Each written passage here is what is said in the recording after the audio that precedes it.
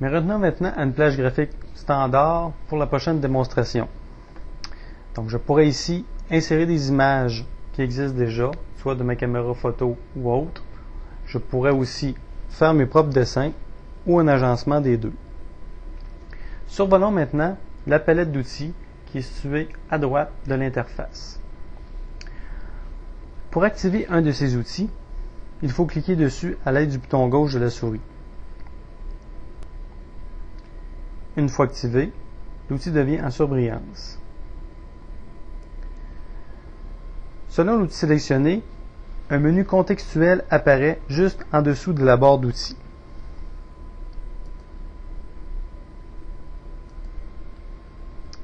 Par exemple, en cliquant sur Outils de sélection, il m'apparaît deux types de sélection. Le premier type regroupe les formes automatiques, le rectangle, le cercle ou l'ellipse, le triangle, le losange et autres formes automatiques. Le second type correspond au mode lasso et polygone. Ils permettent tous deux de définir une forme personnalisée en dessinant le contour à main levée ou par une succession de lignes. Attardons-nous aussi aux palettes de couleurs. Le carreau du dessus représente la couleur d'avant-plan. C'est lui qui correspond au bouton gauche de la souris. On peut donc changer le carreau d'avant-plan en cliquant dans la palette de couleurs avec le bouton gauche. Le carreau en arrière signifie la couleur d'arrière-plan. Il correspond, celui-ci, au bouton droit de la souris.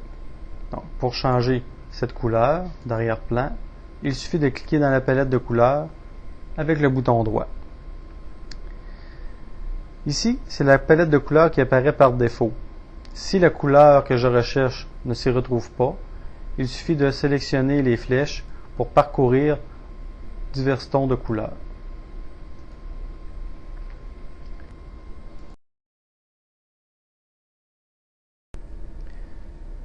Commençons d'abord par l'outil de sélection.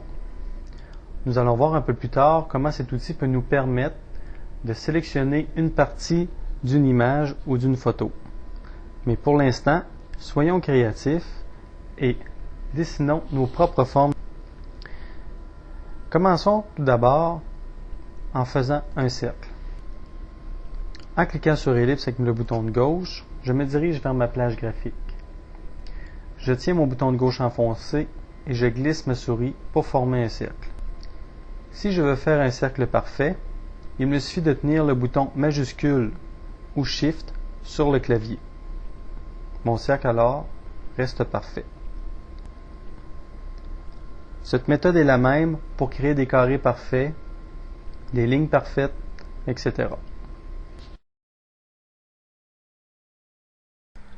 On se retrouve donc avec une forme géométrique parfaite, prête à être colorée. Pour ce faire, l'outil tout indiqué s'appelle l'outil de remplissage. Celui-ci permet de remplir une forme avec une couleur donnée. Il importe que cette forme soit bien fermée, sinon la couleur débordera. Alors, en cliquant sur l'outil de remplissage, je me dirige vers ma forme et si je clique avec le bouton gauche, cette couleur correspond au carré du dessus. Si toutefois je clique avec le bouton droit, la couleur correspondante correspond ici au carré du dessous.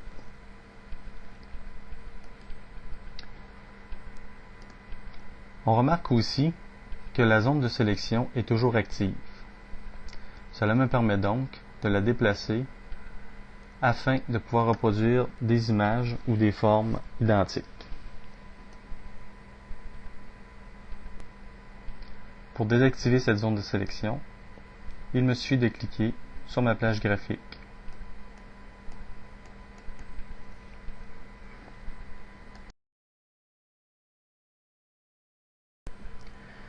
Je vais poursuivre mon œuvre avec l'outil de sélection Polygone.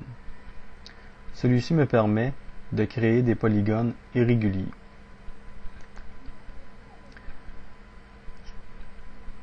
Pour créer un polygone irrégulier, je dois cliquer une fois sur le bouton gauche. Cela indique le point de départ de ma ligne. Je n'ai maintenant qu'à faire glisser ma souris. Lorsque ma ligne est terminée, je clique encore une fois sur le bouton gauche pour que celle-ci se termine. Il ne me reste plus maintenant qu'à faire glisser ma souris et de cliquer à chaque fois pour faire terminer ma ligne. Je me retrouve alors avec une zone de sélection dans laquelle je peux mettre une couleur.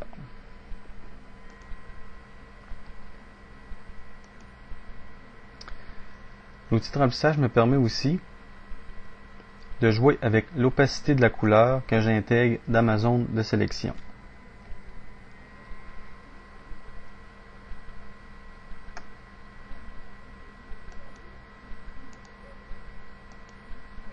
Vous voyez, la couleur est moins opaque que tout à l'heure, ce qui peut me permettre de jouer dans les tons.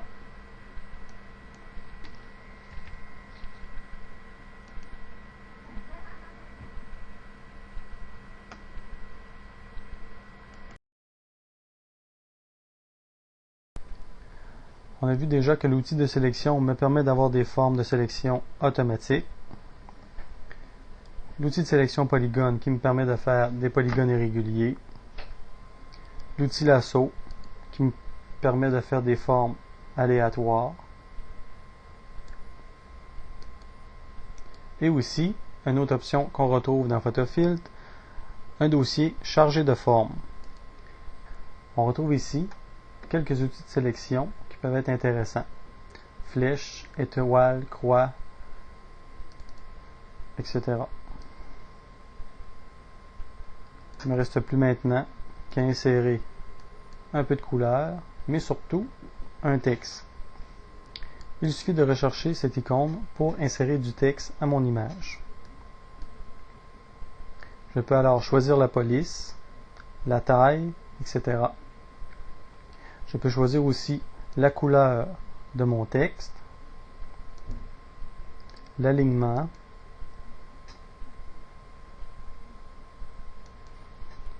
il ne me reste plus maintenant qu'à glisser mon texte dans mon infobulle pour compléter mon image.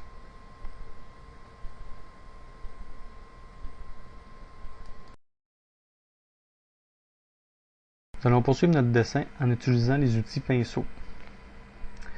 Cet outil permet de créer des traits de forme et de largeur différentes. En l'activant, un sous-menu apparaît sous la boîte d'outils, dans lequel on peut sélectionner diverses formes de diverses grosseurs. Il suffit de tenir mon bouton gauche de la souris enfoncé pour créer mon trait. Encore une fois, pour faire une ligne parfaite, il suffit de faire Shift ou majuscule sur le clavier.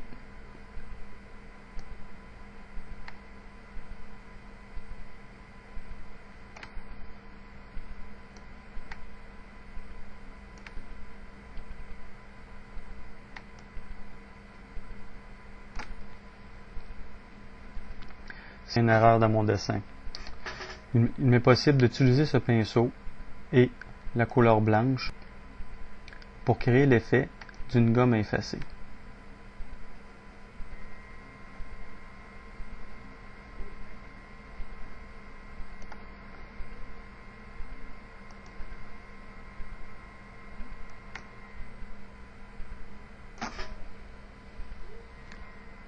Derrière l'outil pinceau avancé se cachent quelques formes déjà présélectionnées. Avec ces formes, encore une fois, il me suffit de cliquer sur le bouton gauche de ma souris pour embellir mon dessin.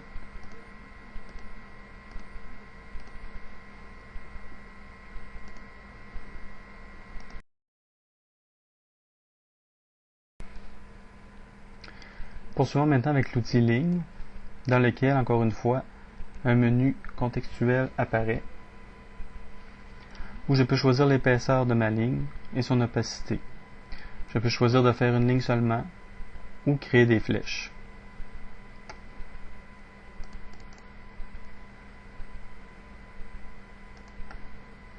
Encore une fois, pour créer des lignes parfaites, il me suffit de cliquer sur le bouton majuscule ou Shift de mon clavier.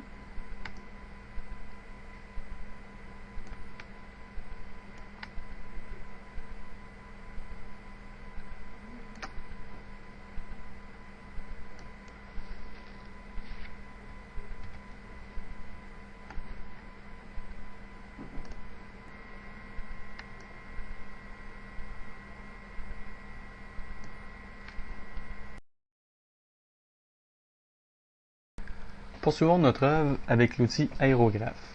Celui-ci se veut la reproduction d'une canette de peinture.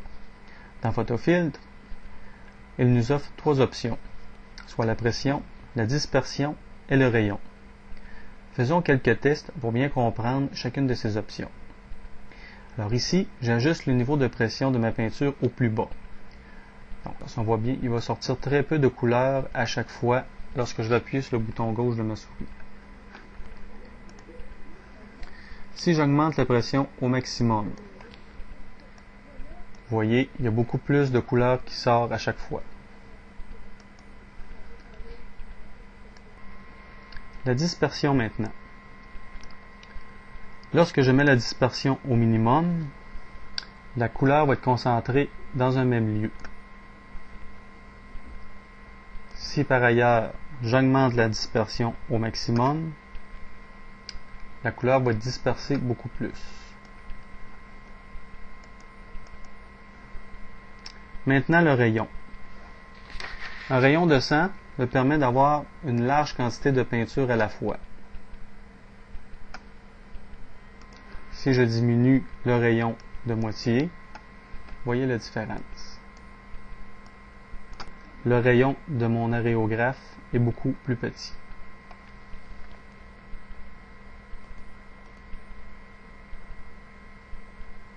Encore une fois, avec l'aérographe, je peux choisir la couleur que je désire afin de compléter mon dessin.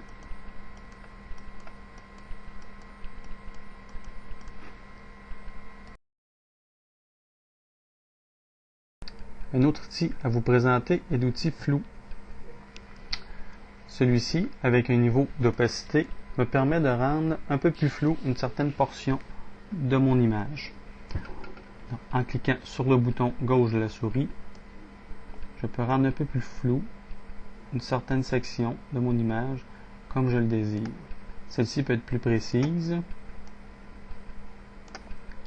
moyen ou plus large.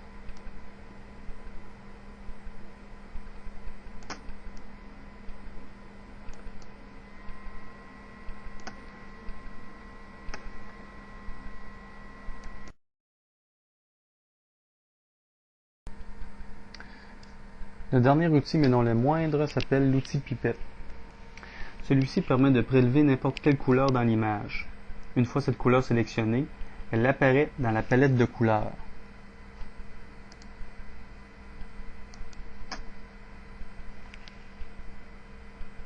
En activant cet outil, le curseur prend la forme d'une pipette. En cliquant avec le bouton gauche de la souris à un endroit de l'image, la couleur prélevée apparaît comme étant la couleur d'avant-plan.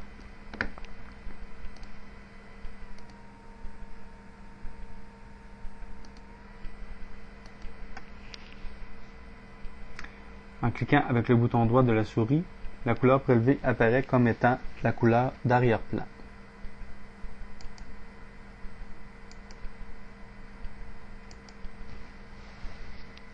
Cet outil est donc très utile lorsque, dans une image, je ne réussis pas à retrouver la couleur dans ma palette de couleurs.